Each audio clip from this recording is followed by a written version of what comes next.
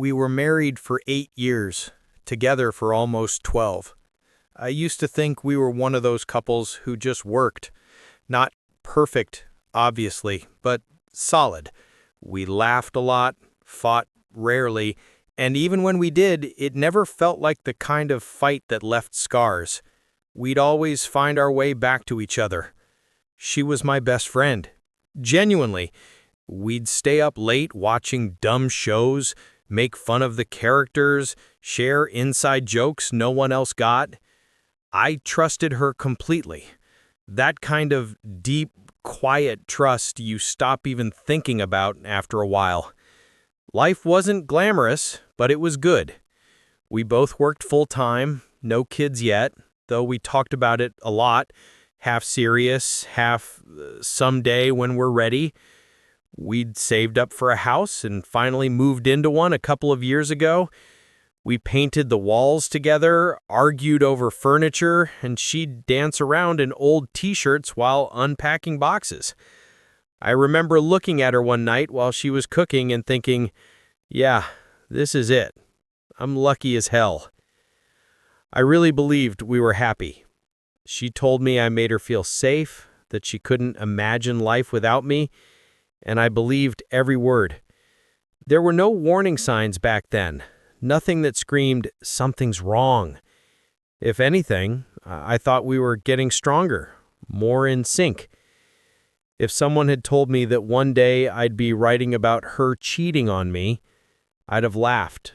We weren't that kind of story. At least, I didn't think we were. It started small, the kind of small that you almost feel guilty for noticing.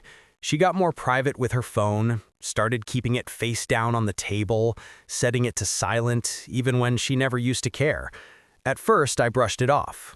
Everyone deserves privacy, right? But then came the late nights, working or grabbing drinks with coworkers.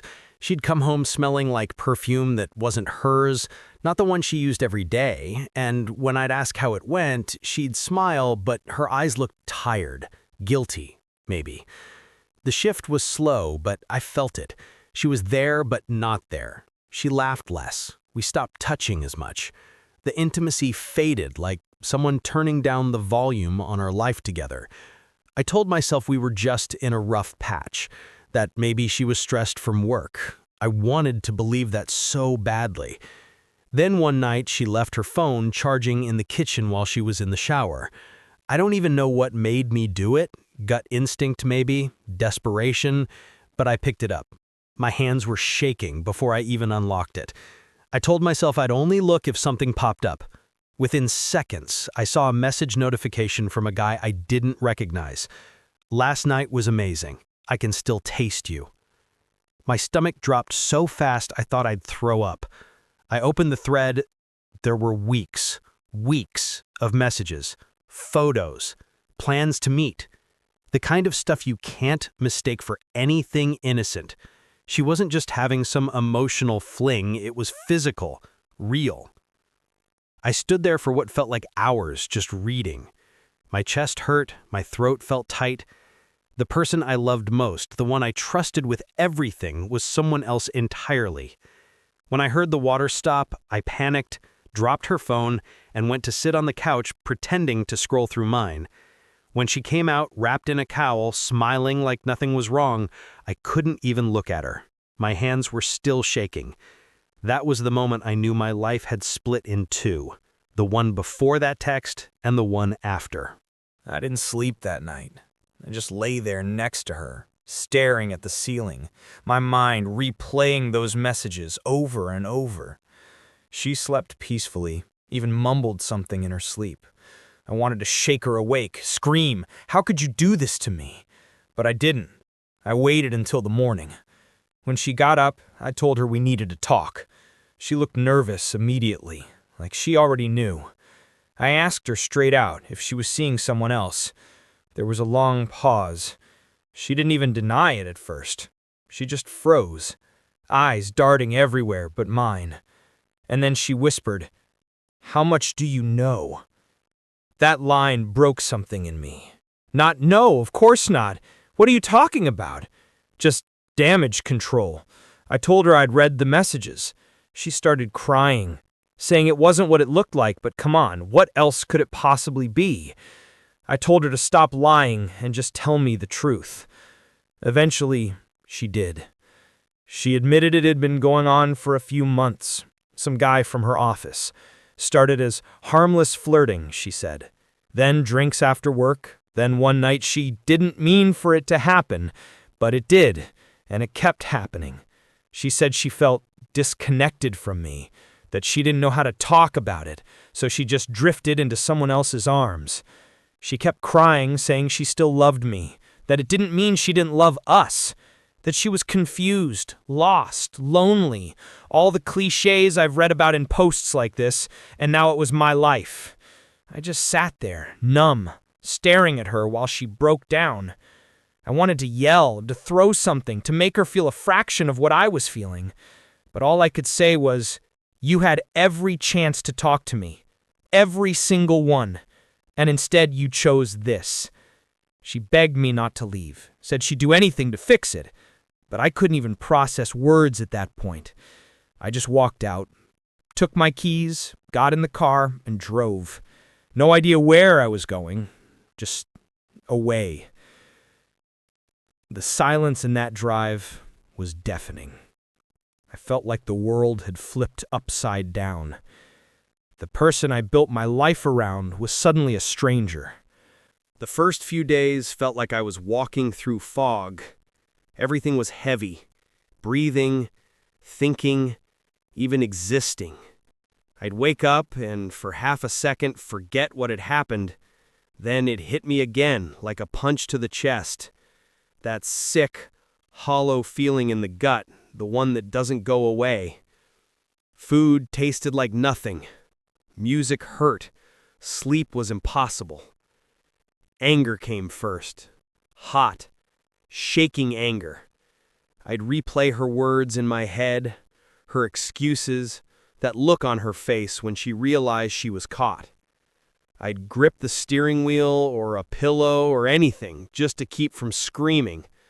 How could she do this to me? How could she destroy something that I thought was so strong, so real? Then the sadness crept in, and that was worse. Because anger burns out eventually, but sadness just sits there, quiet and heavy. I missed her, even while hating her.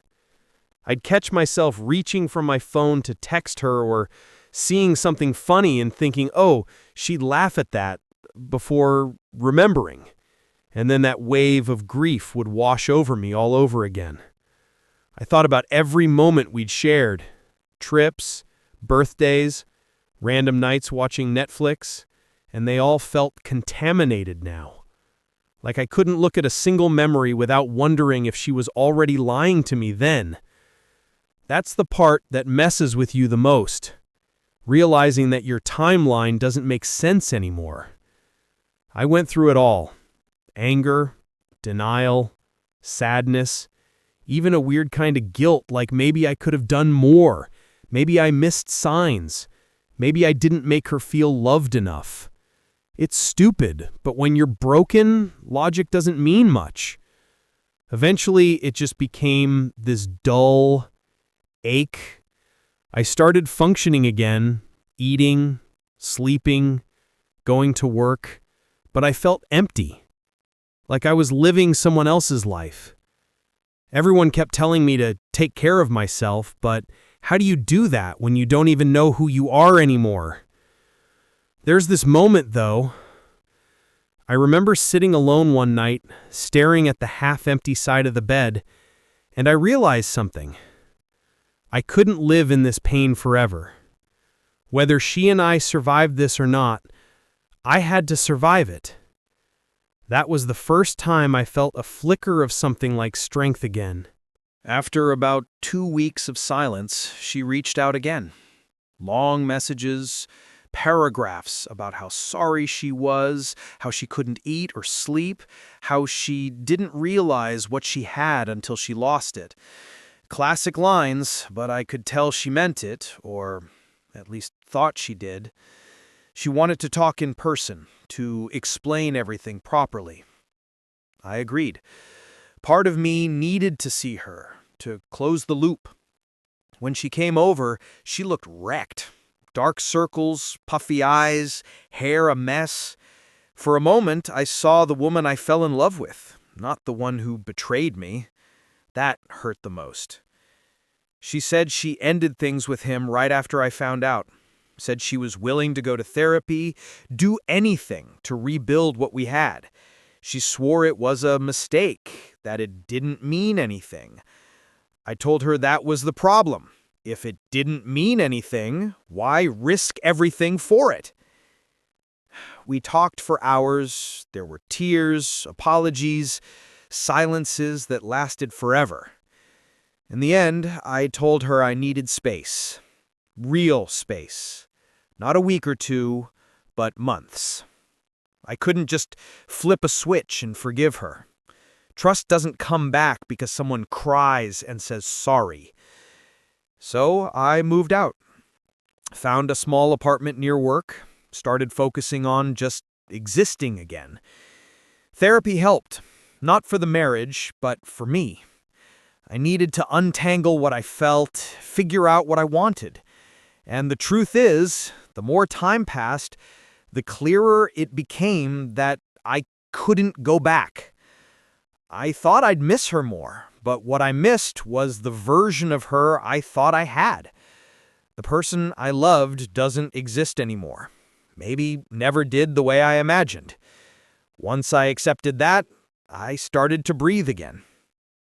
A few months later, we met one last time. I told her I was filing for divorce. She cried, begged me to reconsider, but I stayed calm. I wasn't angry anymore, just done. I wished her well, genuinely, and walked away. It was weirdly peaceful. For the first time in a long while, I felt like I was finally choosing myself. It's been almost a year now since everything fell apart.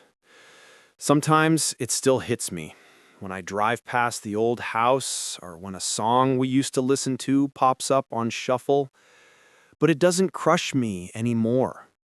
The pain dulled, turned into something quieter, almost like a scar I've learned to live with. Looking back, I think what hurt most wasn't just the cheating, it was the betrayal of trust. That's the foundation of everything.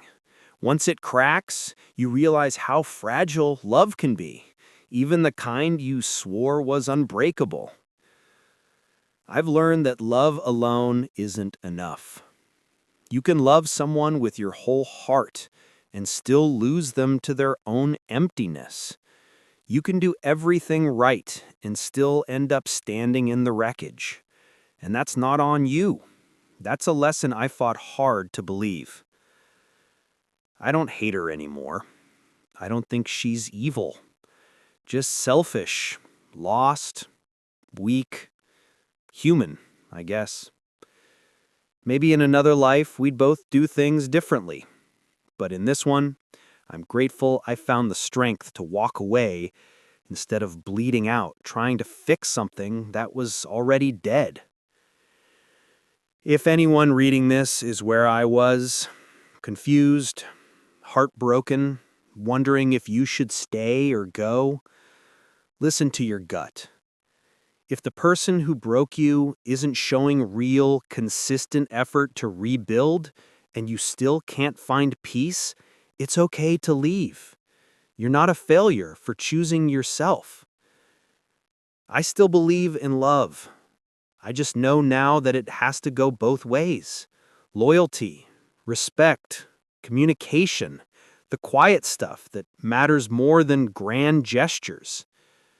I'm not there yet, but I know one day I'll find someone who won't make me doubt any of it. Until then, I'm rebuilding. Slowly, honestly, and this time, for me.